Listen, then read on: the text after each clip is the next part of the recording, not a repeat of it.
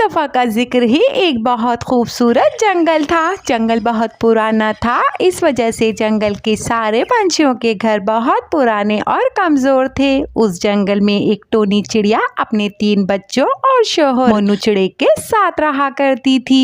उस जंगल में सब कुछ ठीक ठाक चल रहा था। उस जंगल के सारे पंछी आपस में मिलजुल कर रहा करते थे। सब में बहुत मोहब्बत और भाईचारा था। उस जंगल में अगर कोई परेशानी थी तो बस यही परेशानी थी कि जंगल के सारे पंछियों के घर बहुत पुराने थे और उन्हें हर वक्त यही डर लगा रहता था कि कहीं बारिश ना हो जाए। अगर बारिश हो गई तो उनके पुराने घर टूट जाएंगे।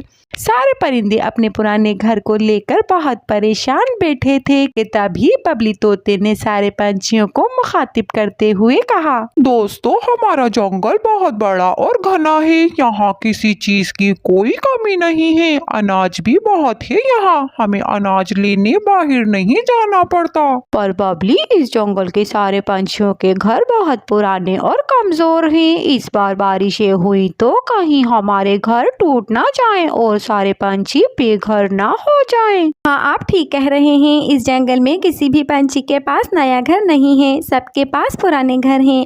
और इस जंगल में बरसातें भी होने वाली हैं। ठंड भी बहुत पड़ती है हमारे जंगल में। हमें डर है इन सर्दियों में हमारे बच्चे बीमार ना हो जाएं। हाँ पंछियों, तुम सब ठीक कह रहे हो। अब हमें नए घर बना लेना चाहिए। पिछली बार बारिशों में तो हमारे कमजोर घरों ने हमें संभाल लिया था, लेकिन इस बार बारिशें हुई तो हमारे कमजोर घर इन बारिशों का सामना नहीं कर पाएंगे। अभी जंगल में जरा सी हवा चलती है तो हमारे घर हिलने लगते हैं। इन बारिशों में तो हमारे घर नहीं बचने वाले। हम सब पंछियों को मेहनत करनी होगी और अपने लिए नए घर बनाने ही होंगे। कौवे भाई ठीक कह रहे हैं। हमें जल्द से जल्द अपने लिए नए घर बना लेना चाहिए, इससे पहले कि जंगल में तेज बारिशें हो जाएं और हमारे कमजोर से घर टूट जाएं। जंगल के सारे पंछी बैठे ऐसे ही बातें कर रहे थे कि तभी तेज बारिश होने लगती है। बारिश तेज होने की वजह से जंगल के सारे पंछियों की परेशानी में और इजाफा हो जाता है।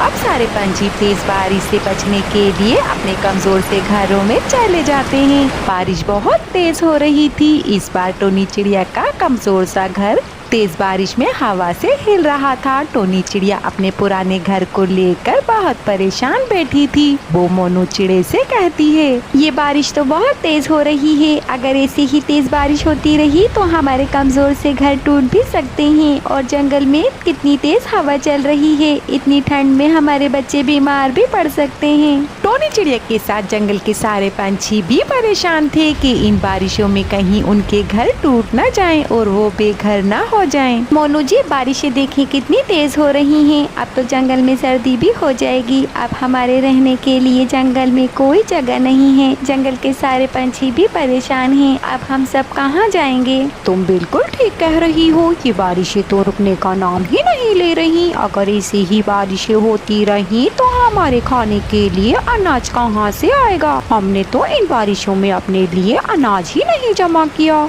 मोनू जी, हम अपने पुराने घरों को लेकर इतने परेशान थे कि हमने ये तो सोचा ही नहीं कि हमें दाना भी तो जमा करना होगा। अब इतनी तेज बारिशों में हम दाना कहाँ से लाएंगे? हमारे बच्चे तो भूखे हैं। तेज बारिश होने की वजह से टोनी चिड़िया और मोनू चिड़े की परेशानी में और इजाफा हो जाता है। इन बारिशों में सारे पंछियों ने अपने लिए दाना ही नहीं जमा किया था। सारे पंछी तो अपने पुराने घरों को लेकर बहुत परेशान थे। तेज हवाएं और मुसलसल बारिशों की वजह से जंगल के कई पंछियों के घर टूट जाते हैं। जिस बात का डर था वो ही हुआ। अब तो ना हमारे पास रहने को घर है और ना खाने को अनाज है। अब हम कहाँ जाएंगे? चलो टोनी चिड़िया के पास चलते हैं, वहाँ हमें थोड़ी जगह तो मिल जाएगी। टोनी चिड़िया हमें अपने पास रख लेगी। लालू कबूतर और लूसी कबूतरी दोनों परेशान होकर टोनी चिड़िया के घर की तरफ चल देते हैं। टोनी बहन, जिस बात का डर था वो ही हुआ। तेज हवाएं और मुसलसल बारिशों की वजह से हमारा कमजोर सा घर टूट गया है। अब हमारे पास रहने को कोई जगह नहीं है। क्या हम तुम्हारे घर में रह सकते हैं?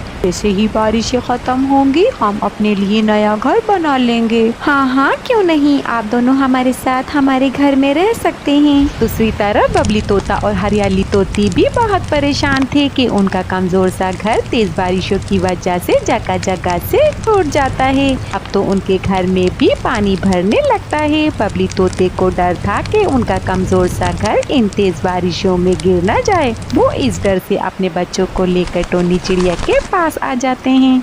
अगर इस तरह तेज बारिशें होती रही तो इस जंगल में हम सब पंछियों का जिंदा रहना बहुत मुश्किल हो जाएगा। हाँ, हमारे पास तो खाने को दाना भी नहीं है। इन बारिशों में हमने दाना भी नहीं जमा किया। अब हमारे पास दाना खाने को कहाँ से आएगा? अरे पंछियों, मेरा घर भी हिल रहा है। इससे पहले कि मेरा घर भी टूट जाए हम सब पंछियों को कुछ करना होगा। पर टोनी, हम कर भी क्या सकते हैं? इतनी तेज बारिशों में हम घर तो नहीं बना सकते ना। सारे परिंदों की परेशानी को देखकर मोनू चिड़े के जहन में ख्याल आता है कि क्यों न वो बादशाह के दरबार जाएं और उनसे दरख्वास्त करें कि वो इन तेज बारिशों में हम सब पंछियों को रहने के लिए कोई जगह दें।